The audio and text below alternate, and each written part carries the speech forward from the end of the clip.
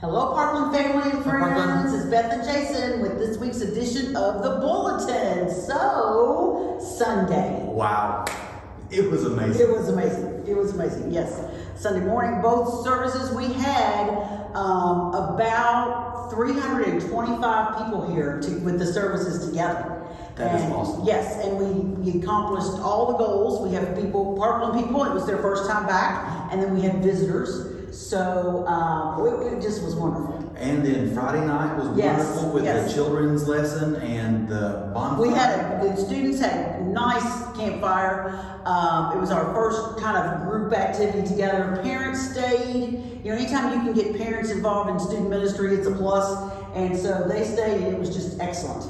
And then Thursday night with the Monday, Thursday. And it was kind of interesting because it was different. It was a different crowd each night. It was. There were some people that were here both nights, but there were also others that just chose one of the two. So, and Sunday night, your choir was phenomenal. It turned out really so good. well. Craig and I listened to it at home. You know, when it was over, he said, "Is that all?" It was so good. I wanted to keep going. So that was yes. Well, we were very excited. We recorded last Wednesday night, and everything just went phenomenal. If you've not seen it, it's on our Facebook and YouTube page if you want to go back and watch it. So it was a lot of fun putting together. It was nice to do something for Easter this year. It was nice, yes. Okay, we want to start today with our Annie Armstrong offering and our goal to pay rent for a year for a church plant. We have one bar left, so we're almost there. So we got to get a little more in. Because right now we've got to pay for 11 months. So one more bar and we'll pay for a year. Jason and I wanted to show you, we talk about church plants and we can tell you things, but we wanted to show you some pictures of places that churches pay rent on when they're first starting.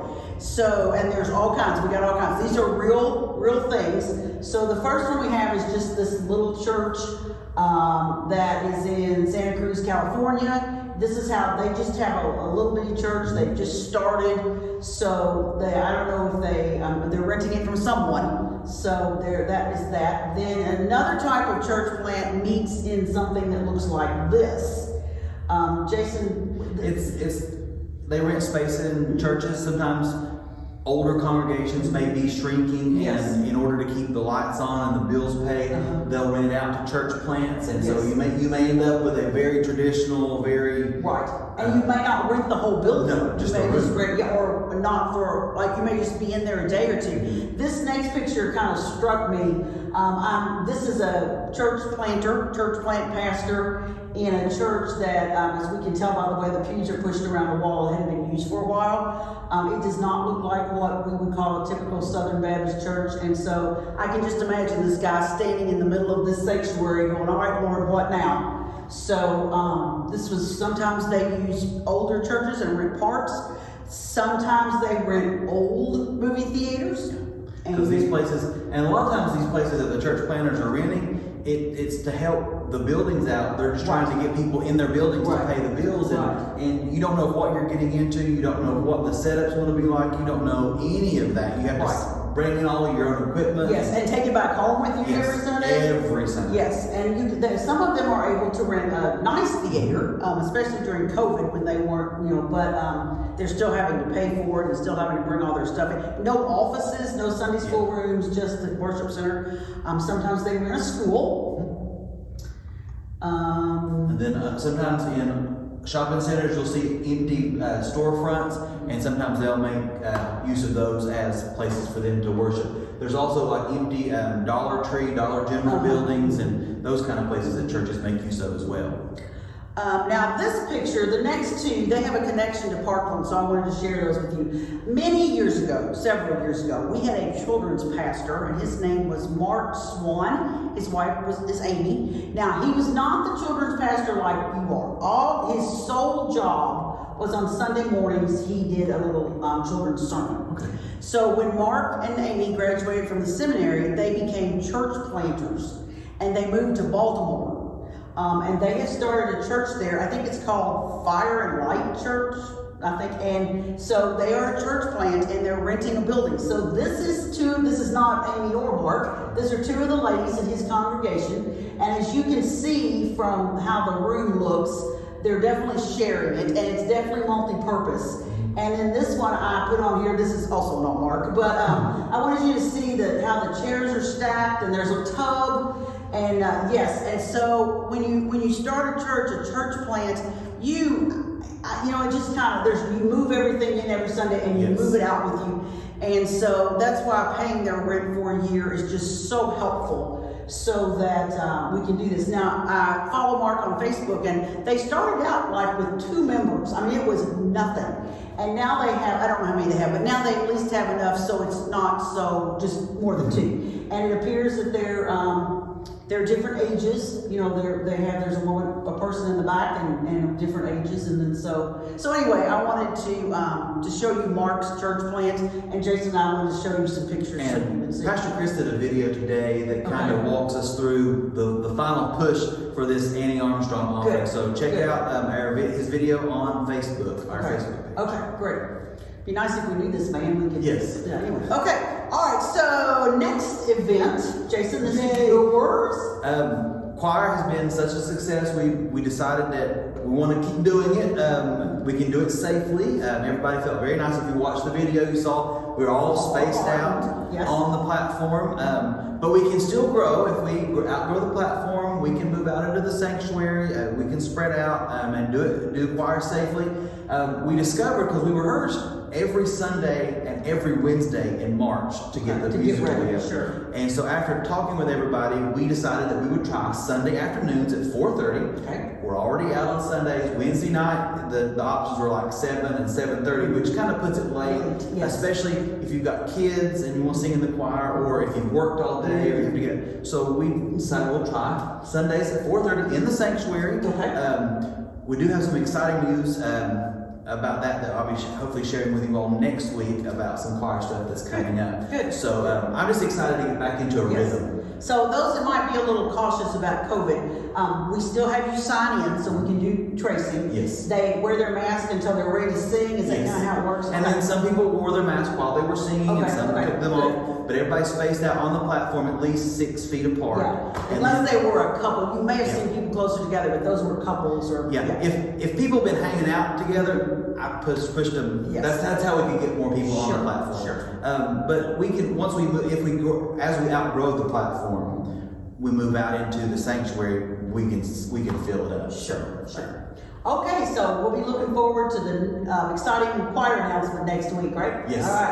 All right, next is our next Diaper Day, which is April the 11th. This coming Sunday. That's correct, like 3 days from now. So, Jason, who is it for? It is for Anthony and Gabby Diavello. That's right. They joined our church back in January.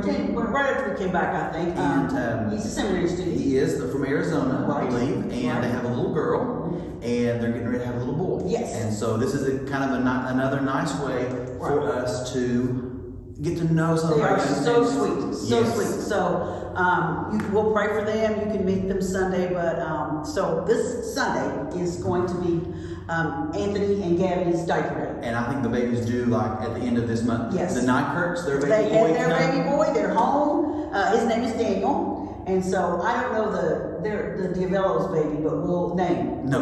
We'll get that. Yeah. So yeah. Remember, this Sunday is Diaper Day number 2. All right, and also Sunday is baptism. Yes. Yes. So it's important to Pastor Chris that we get this second Sunday of the month baptism in our heads. So the baptistry will be out and full of water. And as of today is Wednesday, we do not have a candidate, a person who wants to be baptized. But if you've been, especially if you sat through Easter Sunday and you thought, I need to be baptized. I got my baptism out of order, or I've made a profession of faith and have never. You call the church office tomorrow or Friday, and let Pastor Chris talk to you about this, and because we all need to start getting in our head that we're going to have the baptistry ready on the second Sunday. Well, it's kind of like the 2 farmers, they were praying for rain, and one farmer went out and plowed his field, and one didn't. Who had more faith? Was waiting for And so we're waiting for the harvest, and let's keep it in front of our minds. Also Sunday is a business meeting at 6. I don't think there's anything real big to talk about. Last month we had a whole bunch to talk about. We did, but we were making up for all all that time. But this month should be just a nice little easy business meeting at 6 in the gym. Remember now, this will not be broadcast because church business we don't want to put out on social media. But there are agendas available if you'd like to pick one up or call, and we can send you one. With your account. Okay, now Max Out Day. This is PK's dream child. So the last little bit on Sunday school, we have been reaching out to those folks that have been connected with their Sunday school pre-COVID. Right. They haven't come back yet. And so on the 25th of April, it's kind of a culmination. We want to max out our Sunday school rooms. And like if a room has 15, we want 15 or more in there. Yeah, so like remember we know how many people can safely fit in a room. So that's the max. So the goal is we can't put a number with it because everybody's room is different. We're going to try to fill these Sunday school rooms on the 25th. And on the 25th, we're also going to have refreshments served in a safe way. Yes. Coffee and orange juice and water and some kind of cookie, pastry, something. Single packaged. Yes. So we don't have to touch each other's stuff. And it'll be just a great day, and we hopefully, our worship numbers will be up that day because we really, things are getting safer now, and so it's nice to be able to re-engage once again. Now remember, this is not a competition. No prizes, unless you want to count the pre-packaged Danish. We just want to see you, get everybody back at the same time. I invited a couple people for Easter, and they had not been contacted by anyone, which is fine. But because they hadn't been contacted, they were they didn't know our safety policy. So I had to go through the mask and the temperature taking. So please don't think that everybody knows what we're doing. They don't. If they have not been contacted coming back to church, they may need an extra call. And when you call, make sure you are aware that they may not know exactly what's happening. And this is another plug for WPBC. Yes. Share this information with them to kind of keep everybody up to date with what's going on. Correct.